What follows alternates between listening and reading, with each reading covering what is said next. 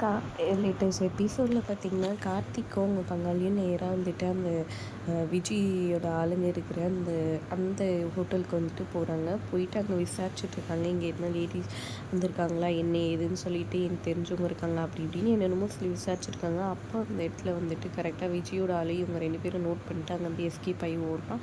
கார்த்திக் பின்னாடி தொத்திட்டு போகிறாங்க. அப்புறம் அவங்க ஒளிஞ்சுக்கிறாங்க எங்கன்னு சொல்லிட்டு. அப்புறம் அவனை அப்படி இப்படின்னு இது பண்ணி கண்டுபிடிச்சிடுறாங்க 2 பேரும். அப்போ இழுத்துட்டு வரும்போது கரெக்டாக விஜய் ஆள் அனுப்பிச்சிருக்காங்க.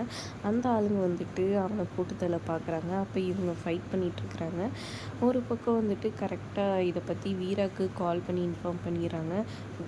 யார் அந்த ஆள் என்ன ஏதுன்னு சொல்லி கேட்க ஃபோட்டோ பிடிச்சி இவங்க அனுப்புகிறாங்க. இவனை தான் ரொம்ப நாளாக தேடிட்டுருக்கோன்னு வீரா ஒரு பக்கம் சொல்ல, உடனே அவனை தூக்கிட்டு வரோம் அப்படின்ற மாதிரி அவங்க 2 பேரும் சொல்கிறாங்க.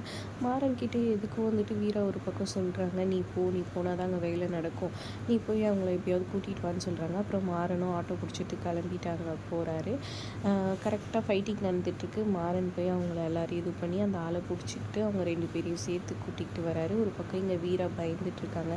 குழந்தைக்கு வந்துட்டு அப்பா இங்கே இதுக்கு தானே போயிருக்காரு, வந்துடுவாருன்னு சொல்லி தானே பேசணும், என்ன பண்ணுறேன்னு தெரியாமல் யோசிச்சுட்ருக்காங்க. ஏன்னா ஜட்ஜு வந்து தீர்ப்பு கொடுக்குற நேரம் ஆகிப்போச்சு, நமக்கு ஃபேவராக நடக்கிறது கஷ்டன்ற மாதிரி வக்கீலும் சொல்கிறாரு. இதனால் மாறனோட அப்பா அண்டு வீரா 2 பேருமே வந்துட்டு ரொம்பவே இதுவாக இருக்கிறாங்க. அப்புறம் கோர்ட் திரும்பவும் வந்துட்டு இதுவாகுது. அப்போ வந்துட்டு விசாரிச்சுட்டு இருக்காங்க. ஜட்ஜ்மெண்ட் சொல்ல வர நேரத்தில் மாறனும் கார்த்திக்கும் வந்துடுறாங்க. அவரை கூட்டிகிட்டு இந்த சாட்சி விசாரிக்கணும்னு சொல்லிட்டு சொல்ல, கரெக்டாக விஜய் வந்துட்டு கோர்ட் வாசல்லையே வந்துட்டு என்னை கூட்டிகிட்டு வரதை பார்த்துறாங்க. ஐயோ இவன் உண்மையெல்லாம் சொல்லிடுவானே, நம்ம தானே பிரேக் ஒயர் கொடுங்க சொன்னோம் அப்படின்றத சொல்லிடுவானேன்னு பயந்துட்டுருக்குறாங்க.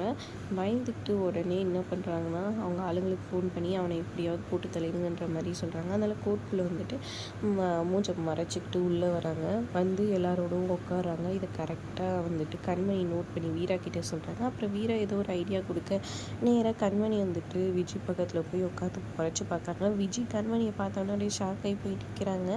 இங்கே சாட்சி விசாரிக்கலான்ற மாதிரி ஜட்ஜி சொல்கிறாரு. என்ன நடக்க போகுது, உண்மையை சொல்லிடுவாரா, விஜய் தான் இதுக்கெல்லாம் காரணன்றதை கண்டுபிடிப்பாங்களான்றதை பொறுத்திருந்து பார்க்கலாம். அதோட எபிசோட் முடியுதுங்க. வீடியோ பிடிச்சிருந்தா லைக் பண்ணிக்கோங்க, நம்ம சேனலை சப்ஸ்கிரைப் பண்ணிக்கோங்க மக்களே. தேங்க்ஸ் ஃபார் வாட்சிங்.